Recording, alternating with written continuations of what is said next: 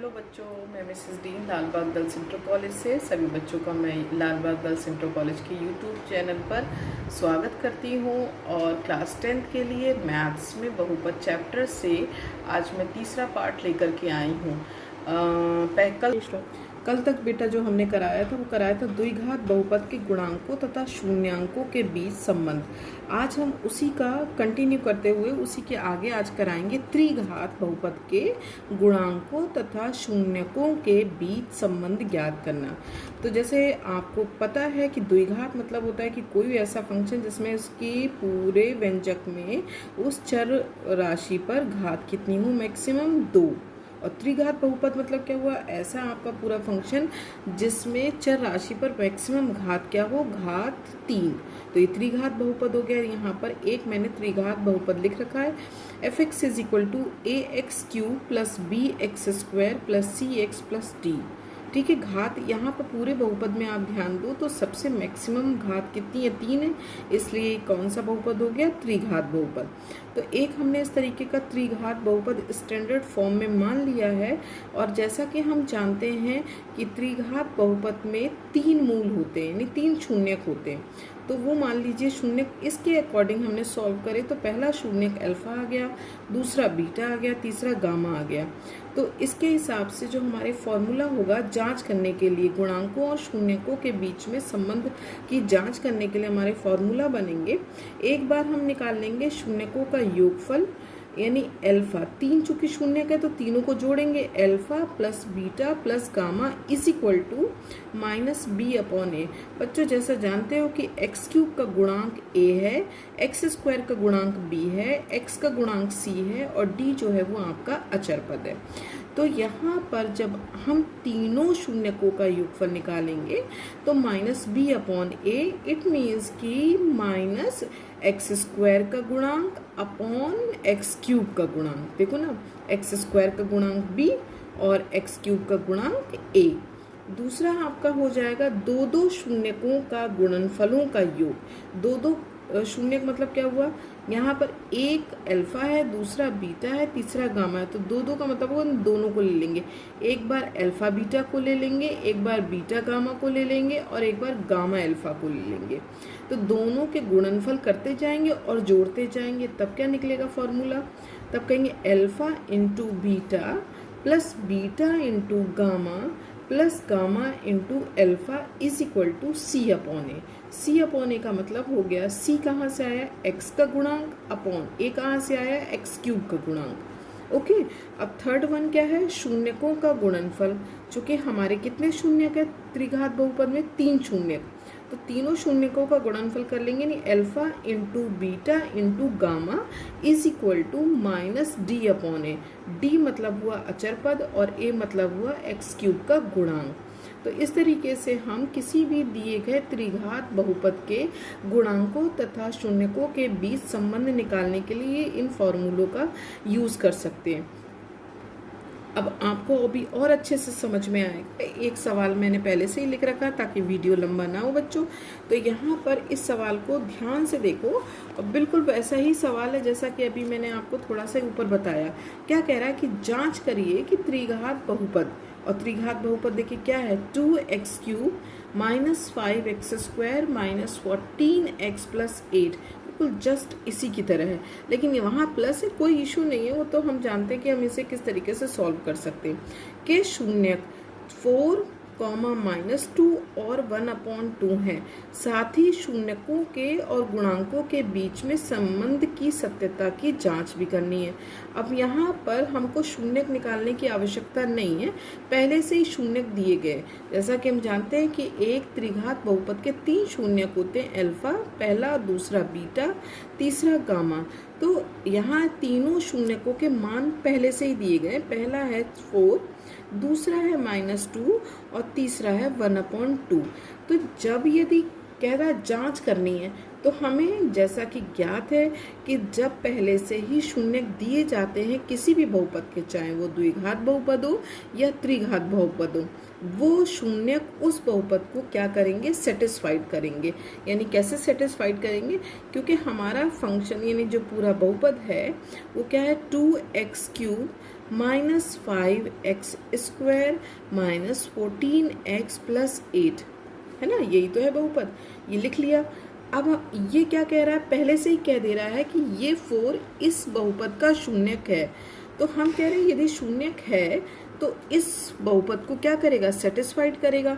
तो हम क्या करेंगे, x की जगह 4 रख कर देखेंगे, जहाँ पर x है वहाँ 4 रखते जाएंगे। तो 2 into 4 cube, clear, 5 into 4 square minus 14 into 2 plus 8, है ना। 4 का क्यूब कितना होएगा, 4 2 ज़ा 4 4 ज़ा 4 का क्यूब, 4 4 ज़ा, अब जैसे क्यूब का मतलब क्या, वो 4 को 3 टाइम्स आपने करना, 4 4 ज़ा 16, 16 4 ज़ा 64, और 64 को 2 से मल्टीप्लाई करोगे तो 128, मल्टीप्लाई करके देख लेना, कोई इशू नहीं है। 4 स्क्वायर यानी 4 इंटू 4, 4 4 ज़ा 16, 16 5 ज़ा 80, माइनस 4 4 ज़ा 56, सॉरी 14 4 ज़ा 56 प्लस 8।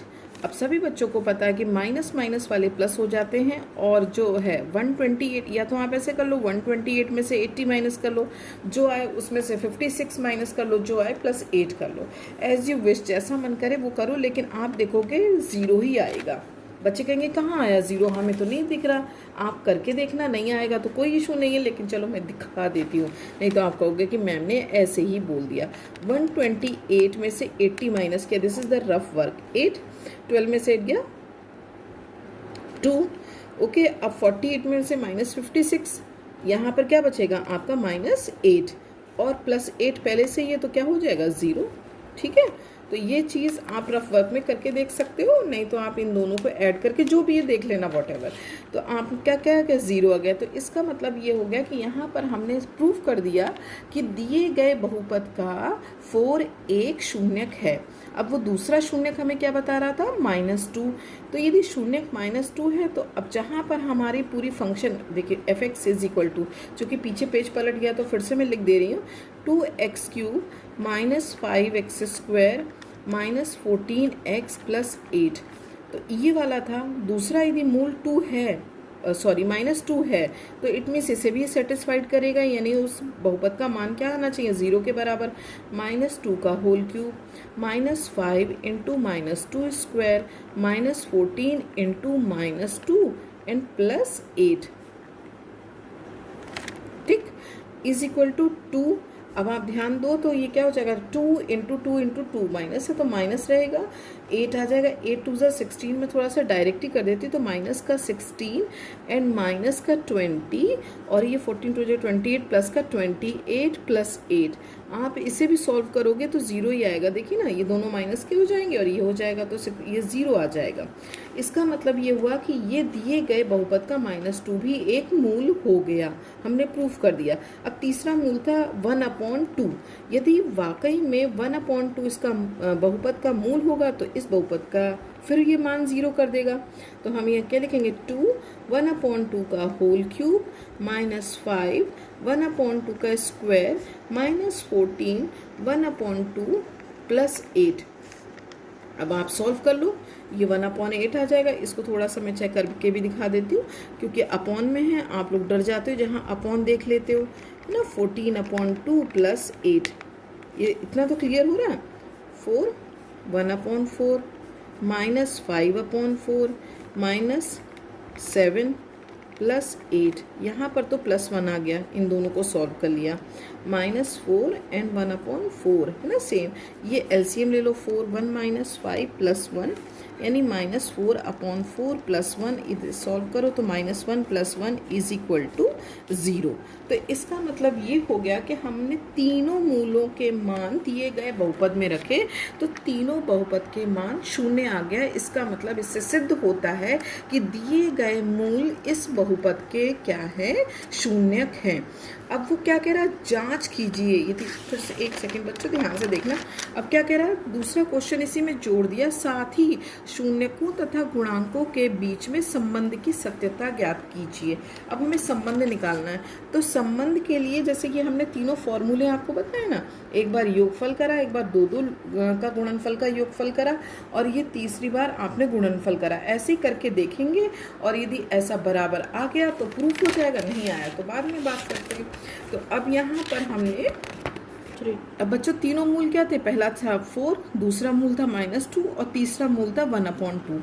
हमने पहला जानते हैं कि तीनों मूलों का योगफल alpha plus beta plus gamma, यहाँ पर डायरेक्ट मत लिखना -b/a ना, यही तो हमें लाना है कि जो भी सोल्यूशन निकलेगा वो -b/a के मतलब बराबर होना चाहिए, यानी कि x² का गुणांक अपॉन x³ का गुणांक। तो यहाँ पर अल्फा का मान क्या है 4 एंड बीटा का मान क्या है -2 एंड गामा का मान है 1/2। जैसा है वैसे ही लिखना है आपको, चेंजेस नहीं करने हैं।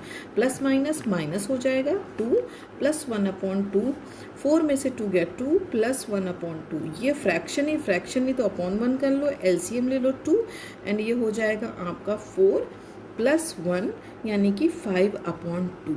अब सी आप यहाँ पर सबसे पहले मैं फंक्शन लिख दूँ क्योंकि वो पीछे पेज हो गया, बार बार फिर पलटना पड़ेगा।